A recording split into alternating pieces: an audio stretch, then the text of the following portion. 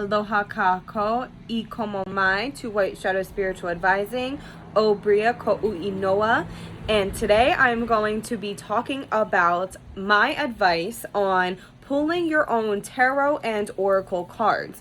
Okay, so this is going to be my opinion, how I do things, how I think it should be done. Okay, obviously I don't know everything, and the reason and my purpose, my intention with creating my quote how-to videos is so that you guys can have a springboard into creating your own personalized way of doing these modalities. Okay, so when it comes to pulling tarot and oracle, first we need to understand that tarot and oracles are very different. In my opinion, oracle cards are really good to do like once a day, or maybe in the morning and at night. And tarot, I think, is more so good to do once a week, twice a week, or something like that. With the oracle cards, you're going to find there's no structure to it. Now, you can do a specific kind of spread with the oracle cards. However, tarot is a science. There is a major structure behind it that you have to learn, and it does take time. The way that I learned tarot was literally just by trial and error, reading myself pretty much over and over again until I figured out the base meaning of the cards, and then I would tap into my own intuitive psychic abilities to figure out what else I was feeling in regards to the cards that were coming out. So something that I like to do a lot of times at the end of my sessions with my clients, I will pull an oracle card after reading all of the tarot. Something that I notice that people do a lot is pull a lot of tarot or oracle cards. I have to say, I really do not agree with that. You're going to get the best guidance by being strict, structured, and organized. Okay, so you know, when I do my sessions with my clients, I don't have a set number of cards that I pull, but I'm also not going to pull like a ridiculous amount of cards. That creates a lot of confusion, and it also kind of pushes you out of figuring out, you know, on an intuitive level, what these cards are actually saying to you. It's kind of like a crutch in a way. You don't want to pull 20 oracle cards or 25 tarot cards. It's just not necessary, in my opinion. I've never read someone and felt like I needed to pull like a shit ton of cards.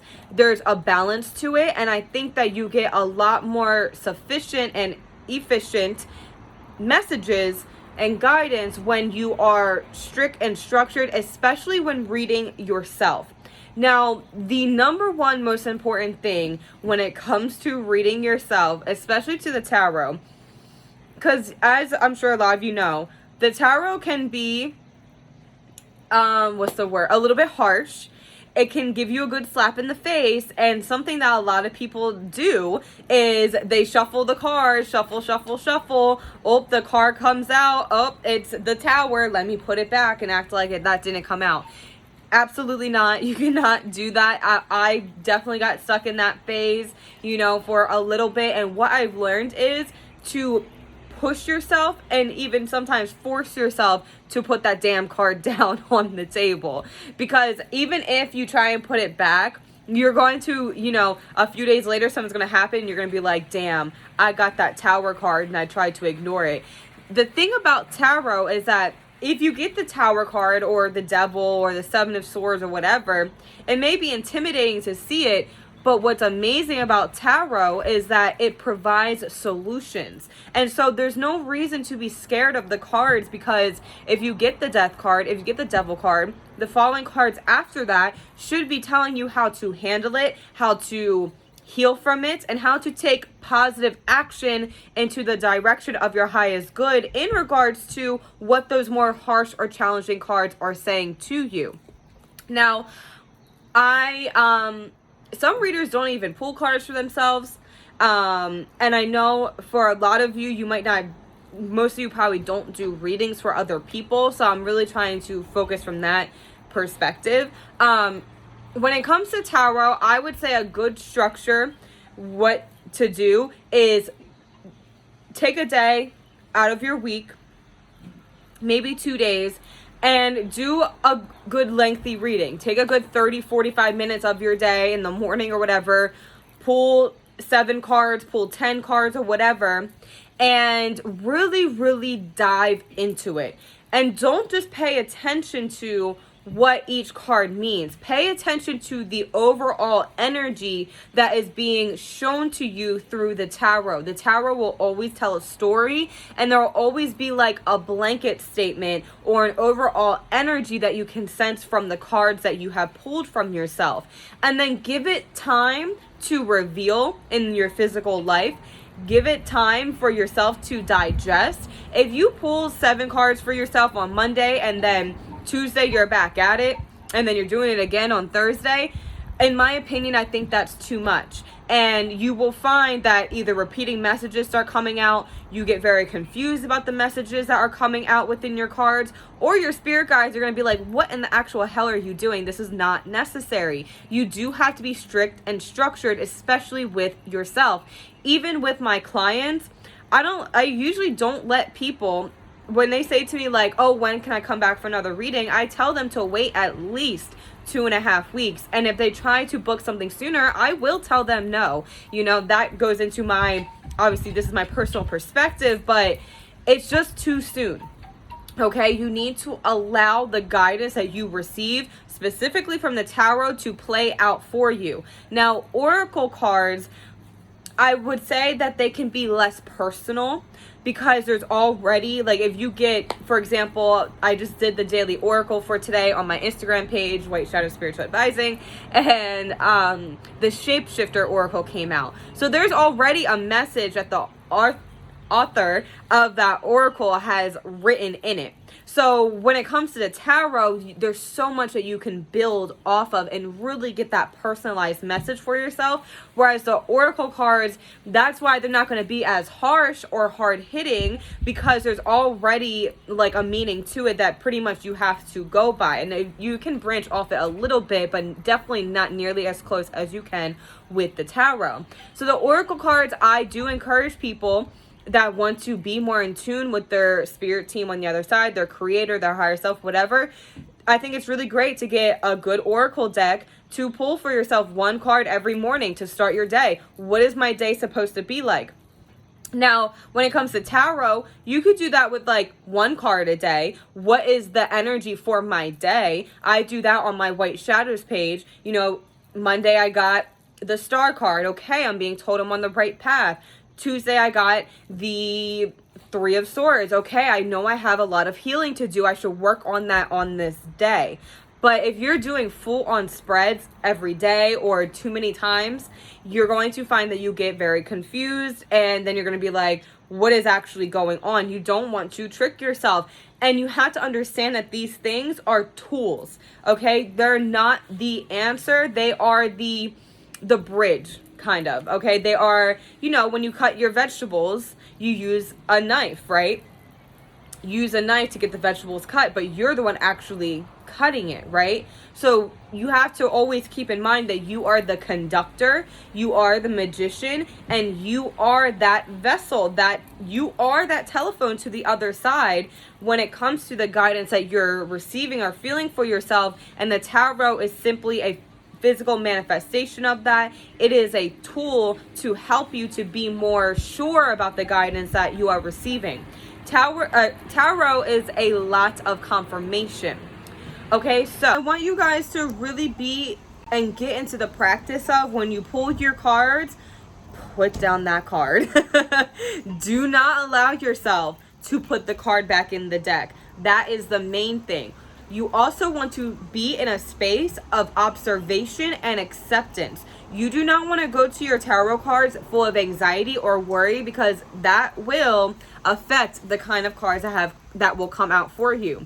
I've tested it myself. I've, gone just to see what would happen. I've gone and pulled cards and I'm like, okay, clear-headed, light some sage, I'm in a space of acceptance, and then I felt the right cards would come out. But then if I shift my energy to more lower, I start, pushing myself to overthink, I have worrisome thoughts, it does affect the cards. And you don't want that. You actually really want to step outside of yourself into a third person kind of space in order to get the messages that you need. You do need to pull back. You do need to detach. And again, you want to be in that space of observation, observe, don't absorb, and acceptance. And again, don't go into it afraid of what the cards may tell you, because then that's what's going to come out, that you're afraid. And then you're going to start spiraling like, oh my God, is it something bad's going to happen? I'm going to go in debt. I'm going to blah, blah, blah. Someone's going to get hurt. The tarot is not meant to bring fear. It's meant to bring answers. And that's why I think a lot of people feel so guided towards it. But you have to keep in mind that too many answers is not a good thing. Just as too little of answers are not a good thing. Okay? And I really want you guys to incorporate your intuition into the cards. If you're not familiar with tarot and you're just starting to do it, pull the cards and ask yourself first, what am I feeling and sensing from these cards? And then go and look at the traditional meanings online or in the guidebook that it comes with. You want to incorporate your intuition. And let me tell you, there is a major difference between people who are not psychics that read tarot and people who are psychics and read tarot. Okay? And you can train yourself. In that sense, you absolutely can train yourself to be and have a strong intuitive connection to the tarot. Now, you also have to understand, when it comes to the tarot, it initiates you, and you will start to create a relationship with every single card in that deck. Okay, so you might find, like I have clients tell me, I keep pulling the King of Swords over and over again. Every week I do my readings, I pull the King of Swords. Well, that is because that is the card of the tarot that you are being initiated into, and you are now creating a relationship with. It does become an extension of your energy. And you do, again, form a relationship with these cards. When I teach my tarot classes, or I teach someone tarot, before we even begin the class, I tell them to meditate with their cards, put their cards under their pillow when they sleep, carry it around with them, because you will attune your energy to the cards, and the cards will become very attached to you. Okay, some people do specific spreads with tarot. Some people do reversals. In my opinion, that's all up to you. I don't do specific spreads unless it's a certain thing that I'm, if it's a new moon, I might do a new moon spread. Something like that. And I also don't do reversals. I don't do reversals because I feel that the message is going to come out in the tarot irregardless. Okay, I don't need the Three of Swords in reversed to tell me what's going on, because I know something else will come out. That's just how I do it. That's what I felt naturally gravitated towards. Now, you don't have to do that. You can do reversals, and you can teach yourself in the same exact way that you would if just with the cards being upright and just in a traditional sense. Another thing that is very important to keep in mind when doing readings for yourself is knowing when to cleanse your cards. And you will find that you can definitely feel when the cards get energetically heavy. Okay, it's just something that you will know, and you will know it when it comes. Okay, and so you want to, sage them, Palo Santo, white candles, clear quartz, selenite, salt, bringing them to the beach, putting them out under the full moon. You will notice that when the cards need to be cleansed, they will get very jumpy. Or they won't really come out at all. The messages won't really make sense, or won't sit right with your intuition and what you're already sensing for yourself. And the energy will just be off. You do not want to go into a session with yourself or with someone else with cards that need to be cleansed, because something that I have found, and this is because obviously I do tarot readings every day, is that I will go to pull cards for someone, and the same cards are coming out for the person I just read. And I'm like, oh, I need to cleanse them. So I have to take a moment and cleanse them. Okay? When it comes to shuffling the cards, do it any which way you want. Okay? For me, when I first started, I would always knock on the cards. I would always split the cards, shuffle shuffle, shuffle, shuffle, and I would split the deck 3 times and then pick a deck. Now I literally just shuffle and the cards just pop out for me. Okay, I believe it takes time in order to get to that space. I do feel that you have to have a little bit of a structure before you do that, because again, it's all about the relationship that you create with these cards. When you get to a space where they can just pop out for you, boom, boom, boom, boom, it's because the cards know you so well, they're so attuned to you, and it knows what you're doing, and it knows who you're reading, because you're allowing that energy to step into your own auric field. That's really how it goes.